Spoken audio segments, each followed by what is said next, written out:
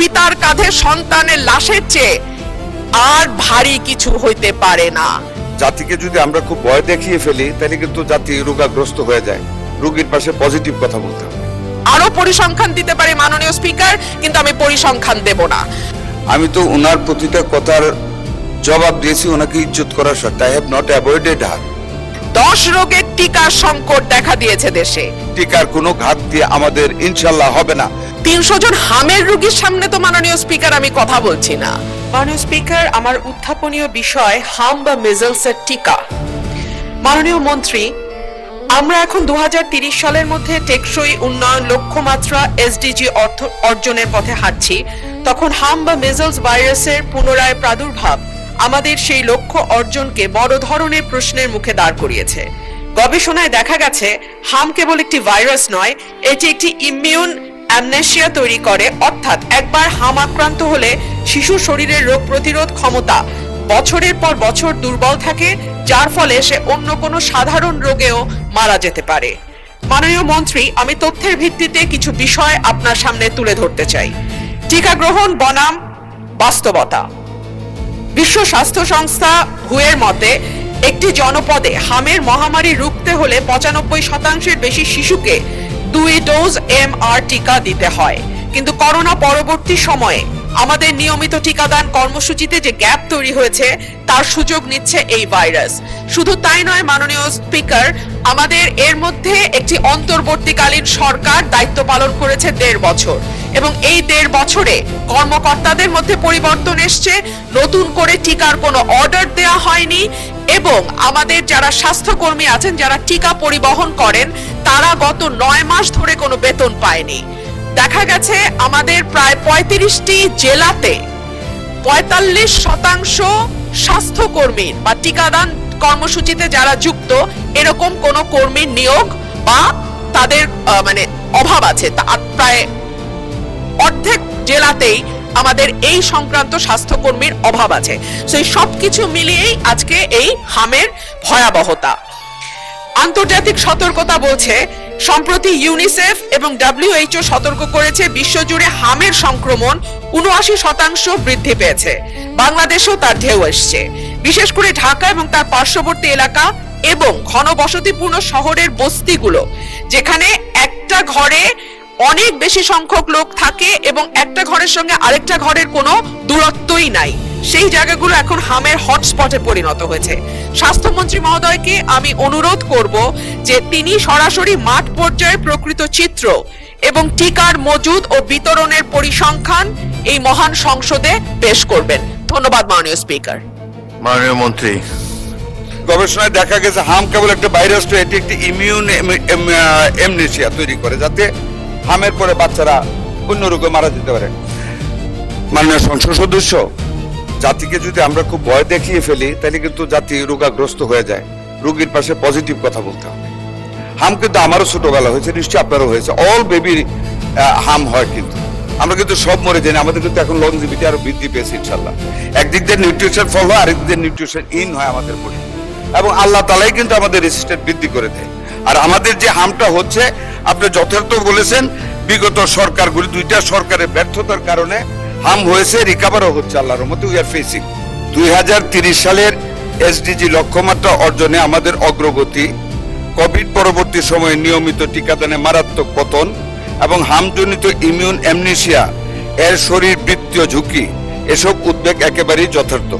তবে মাননীয় প্রধানমন্ত্রী জনাব তারেক রহমানের নেতৃত্বাধীন বর্তমান সরকার স্বাস্থ্য খাতকে অগ্রাধিকার দিয়ে বিষয়টিকে সর্বোচ্চ গুরুত্ব প্রদান করেছে। মাননীয় স্পিকার, গত 5 এপ্রিল থেকে আমরা জরুরি ভিত্তিতে হামের টিকাদান কর্মসূচি শুরু করেছি।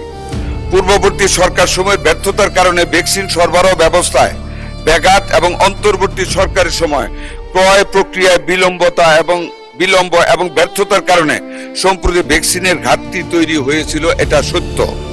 ভবিষ্যতে এমন পরিস্থিতি এড়াতে এবং পূর্ণ স্বচ্ছতা নিশ্চিত করতে বর্তমান সরকার জরুরি আর্থিক ব্যবস্থা গ্রহণ করেছে। কোভিডকালীন এডিবি এশিয়ান ডেভেলপমেন্ট ব্যাংক মহামারী তহবিলের অব্যবহৃত 604 কোটি টাকা আমরা হাম, রুবেলা সহ জরুরি ভ্যাকসিন ক্রয়ের জন্য এরই মধ্যে পুনর্বিন্যাস করেছি। উন্নয়ন অংশীদারদের সাথে বিশেষ করে ইউনিসেফের ক্রয় ব্যবস্থার মাধ্যমে সমন্বয় জোরদার করে দ্রুত ভ্যাকসিন সরবরাহ পুনরুদ্ধার করা হচ্ছে, যেই কারণে আমরা ভ্যাকসিন আগামী সারা দেশব্যাপী 15 দিন এগিয়ে এনেছি। মাননীয় স্পিকার, আমি এই সংসদকে আশ্বস্ত করছি যে ভ্যাকসিনের মজুদ এখন স্থিতিশীল অবস্থায় রয়েছে এবং ইপিআই বিশ্ব স্বাস্থ্য সংস্থার মানদণ্ড অনুযায়ী কোল্ড চেইন ব্যবস্থাপনা বজায় রেখে ভ্যাকসিন সংরক্ষণ ও পরিবহন নিশ্চিত করে আসছেন। মাননীয় স্পিকার, একটু অ্যাড করি, আমরা সিঙ্গেল ডোজ বায়াল থেকে আমরা মাল্টি ডোজ বায়ালে এখন যাচ্ছি, যাতে করে সংরক্ষণ রেফ্রিজারেটরে আমাদের জন্য সহজ হয়। এখন 10 ডোজ পার বায়ালে আমরা যাচ্ছি, not in single dose per bowel নিশ্চিত করেছে। ভবিষ্যতে এই ব্যবস্থাপনা জোরদারে সরকার কাজ করে যাচ্ছে। এছাড়াও ইউনিসেফের মাধ্যমে 419 কোটি টাকার ভ্যাকসিন ক্রয় প্রক্রিয়া চূড়ান্ত পর্যায়ে রয়েছে। আমরা 200 কোটি টাকার অলরেডি নিয়েছি, আরো বাকি টাকার ডেলিভারি আমরা আবুধাবি থেকে, যেটা 209টা দেশে তারা ওখান থেকে দেয়, আমরা যাতে সবার আগে পাই এই জন্য আজকে আমরা একটা প্রতিনিধি গ্রুপ পাঠিয়েছি এবং আমরা আশা করি আমরা আগে পাবো। মাননীয় স্পিকার, মাঠ পর্যায়ে মূলত উচ্চ সংক্রমণ এলাকায় টিকাদানের জন্য সর্বশেষ বিতরণ করা হয়েছে 34 লক্ষ। মাননীয় সংসদ সদস্য জানতে চেয়েছিলেন, বিতরণ করা হয়েছে 34,83,000 ডোজ, এক বায়ালে 10 ডোজ। হাম রুবেলা ক্যাম্পেইনের জন্য গ্যাভি এর মাধ্যমে সরকার সর্বমোট প্রায় 2,19,00,000 ডোজ টিকা আমরা পেয়েছি। হাম সংক্রমণ নিয়ন্ত্রণের জন্য যথেষ্ট পরিমাণ টিকা আরো আমাদের আছে এবং চেইন রক্ষা করা হচ্ছে। টিকার কোনো ঘাটতি আমাদের ইনশাল্লাহ হবে না। যে ঘাটতিটা মোকাবেলা করেছি তার সম্পূর্ণগত বিগত কেয়ারটেকার সরকারের এই ব্যাপারে কোনো গুরুত্ব না দেওয়া এবং ফ্যাসিস্ট সরকারের সম্পূর্ণ ব্যর্থতার কারণে, লুটপাটের কারণে টিকা ব্যবস্থার কার্যক্রমের চেইন রক্ষিত হয়নি এবং সরবরাহ নেয়নি, যেটা আমরা আল্লাহর রহমতে, আল্লাহর উপর ভরসা করে বলি, আমরা আমাদের মাননীয় প্রধানমন্ত্রীর গতিশীল এবং বিচক্ষণ নেতৃত্বে আমরা এরই মধ্যে বাংলাদেশের 18 থেকে 20 কোটি মানুষের শিশুদের জন্য টিকা সংরক্ষণ এবং সরবরাহ নিশ্চিত করতে সক্ষম হয়েছি। আপনাকে ধন্যবাদ মাননীয় স্পিকার। মাননীয় সদস্য রুমিন ফারহানা। মাননীয় স্পিকার, আমাদের মন্ত্রী মহোদয় অত্যন্ত সেনসিটিভ হয়ে গেলেন। উনি লক্ষ্য করলেন না যে আমি সংসদে সবার মধ্যে সীমাবদ্ধ না থেকে কথাটি উত্থাপন করিনি।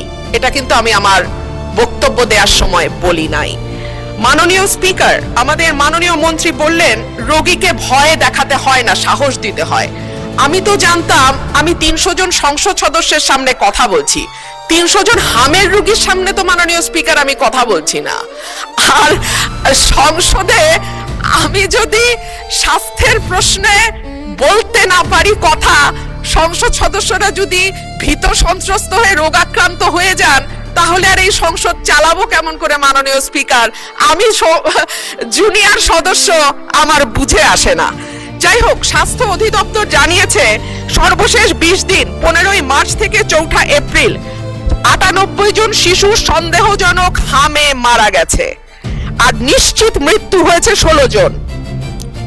সর্বশেষ 24 ঘন্টায় সন্দেহজনক হামে মারা গেছে 4 জন, নিশ্চিত হামে 2 জনের মৃত্যু হয়েছে। তবে গত 2 সপ্তাহে প্রথম আলো দেশের বিভিন্ন হাসপাতাল কর্তৃপক্ষের সঙ্গে যোগাযোগ করে হামে মৃত্যুর সংখ্যা 61 বলে জানিয়েছে। দেশে হামে মৃত্যু হার ছিল 10 লাখে 1% আর এখন তা বেড়ে হয়েছে 16.8%। আরো পরিসংখ্যান দিতে পারে মাননীয় স্পিকার, কিন্তু আমি পরিসংখ্যান দেব না। আমি একটা কথা বলি, এই সংসদে যারা বসেছেন আপনারা কোনো না কোনো সন্তানের পিতা, এবং বলা হয় সন্তানের পিতার কাঁধে সন্তানের লাশের চেয়ে আর ভারী কিছু হইতে পারে না। এই যে আমরা যে পরিসংখ্যানগুলো দিচ্ছি মাননীয় স্পিকার, এই শিশুগুলো কোনো না কোনো পিতার কাঁধে কবরে গেছে। সুতরাং এটাকে কেবল পরিসংখ্যান হিসেবে না দেখে একটা মায়ের কান্না, একটা পিতার আর্তনাদ, একটা পরিবারের ধস এবং চিরজীবনের জন্য একটা পরিবারে যে শোক নেমে আসে, সেটার দিকে আমরা একটু তাকাই। মাননীয় স্পিকার, আমি মাননীয় মন্ত্রীর কাছে প্রশ্ন রাখছি। প্রথম আলোর খবর জানাচ্ছে শুধু হাম নয়, 10 রোগের টিকার সংকট দেখা দিয়েছে দেশে। ইপিআই এর কেন্দ্রীয় গুদামে BCG, penta, bOPV, PCV, MR, TV এই 6 টিকার মজুদ শূন্য। আইপিডি ও টিসিভি টিকার যে মজুদ আছে সেটা দিয়ে চলবে আগামী জুন পর্যন্ত। এরপরে কি হবে সেটা যদি মাননীয় মন্ত্রী আমাদের জানান তাহলে সুবিধা হয়। ধন্যবাদ মাননীয় স্পিকার। মাননীয় সংসদ সদস্য সেনসিটিভ শব্দটা ইউজ করেছেন কি কারণে আমি বুঝতে পারিনি। আমি তো ওনার প্রতিটা কথার জবাব দিয়েছি ওনাকে ইজ্জত করার স্বার্থে। আই হ্যাভ নট অ্যাভয়েডেড হার। যাক, উনি যেমন বলছেন তেমনই বলছেন আই এম নট সেনসিটিভ। এখন এখানে সেনসিটিভ কোনো জায়গা না, এটা অন্য জায়গায়, এটা এখানে না। আর সন্তানের পিতা আমরা সবাই আল্লাহর রহমতে, কাজে আমাদের দরদ আছে। সন্তান মারা গেলে পিতার কাঁধে যে এটার ভার কত বেশি এটাও কিন্তু জানি। এই মিজেলসে মাননীয় সংসদ সদস্য, আমি কিন্তু একজন এজেড মানুষ। Though I am looking very young but I have got age. Don't get nervous, I am fit. মাননীয় স্পিকার, আমি মিজেলসের ওয়ার্ড কিন্তু ভিজিট করেছি despite of my health risk, এবং I cried in Mahakali Infectious Disease Hospital after the first death of a child due to the lack of intensive care unit at that infectious disease clinic. I cried, but I think you have not visited a ward of measles patients. কাজে আমি কিন্তু বুঝি আমার সন্তানেরা হাম হয়েছিল। I have that agony. সুতরাং এটা বলেন না দয়া করে। আরেকটা জিনিস আপনাকে বলি, পরিসংখ্যান বিষয়ে একটু দয়া করে ক্রস চেক করবেন। শুধু একটা পত্রিকায় উঠলে এটা আপনি আনছেন, আপনার কোনো দোষ না। I am not blaming you মাননীয় সংসদ সদস্য, বাট একটু ক্রস চেক করেন। এই গভর্নমেন্ট আমরা কিন্তু we are committed to the welfare of the people. We are committed to do something under the leadership of able leadership of mister Tarek Rahman, the honourable prime minister. কাজে একটু cross check করেন যে এই জিনিসটা আপনি দিয়েছেন মৃত্যুর ঘটনায়, আপনার মুখেই কিন্তু একটু কন্ট্রাডিক্টরি বলেছেন। একখানে 98টা মৃত্যুর কথা বলেছেন, আবার নিশ্চিত মৃত্যুর কথা বলেছেন। নিশ্চিত ওয়ার্ডটা এবার ইউজ করা হয়েছে regarding the death only due to the measles attack, যেটা ওয়ার্ল্ড হেলথ অর্গানাইজেশন তারা যেটা নিশ্চিত করেছে আমাদের 41 জন রোগী আমাদের এই পর্যন্ত ওয়ার্ল্ড হেলথ অর্গানাইজেশনের এবং ইউনিসেফের যৌথ সমীক্ষায় ডিউ টু মিজেলস মারা গেছে মাননীয় সংসদ সদস্য। আর আপনি যেটা বলেছেন যে সংসদে বলা, আমি কিন্তু আপনাকে সংসদে বলতে নিষেধ করিনি মাননীয় সংসদ সদস্য। মাননীয় স্পিকার, আমি ওনাকে বলেছি যে হাম হইলেই ভবিষ্যতে আমাদের সব শিশু ধ্বংস হয়ে যাবে। করোনার পরে বলা হয়েছিল যারা করোনার ভ্যাকসিন নিচ্ছে সকল মানুষ, কেউ পঙ্গু হয়ে যাবে, কেউ কিডনি ফেল হয়ে যাবে। কিন্তু করোনা কিন্তু অনেক বছর হয়েছে চলে গেছে, আমাদের কিডনি এখনো ঠিক আছে। আমিও করোনার টিকা নিয়েছিলাম। কাজে আমি কথাটা বলেছি আমাদের মুখ থেকে হ্যাঁ আশঙ্কা থাকবে, কিন্তু মানুষকে আশঙ্কায় ভুগতে আমরা দিব না। এটি মাননীয় সংসদ সদস্যদের দায়িত্ব। আমরা আইন করব জনগণের স্বার্থে।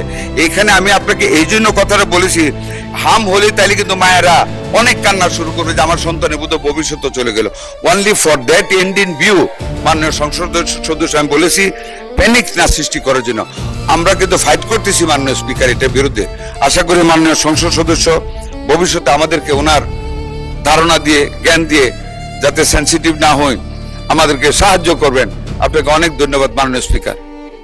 মাননীয় মন্ত্রী, টিকার মজুদ শেষ হয়ে গিয়েছে, নীল ব্যালেন্স আছে, সে সম্বন্ধে কিছু বলেন। মাননীয় speaker, I am sorry, I have omitted that. আমাদের টিকার মজুদ আমরা শূন্য থেকে শুরু করেছি, দ্যাটস ভেরি ট্রু। বাট মাননীয় speaker, by that time we are reach. আমাদের হাতে আছে, আমাদের চেইন আছে, আমাদের টাকা আছে। আমরা টাকা অলরেডি আমরা আমাদের ক্যাবিনেট মিটিং থেকে পাস করে দিয়েছি 604 কোটি টাকা। এই সপ্তাহের ভিতরে এডিবি থেকে সুইজারল্যান্ড হয়ে ইউনিসেফের কাছে চলে যাবে।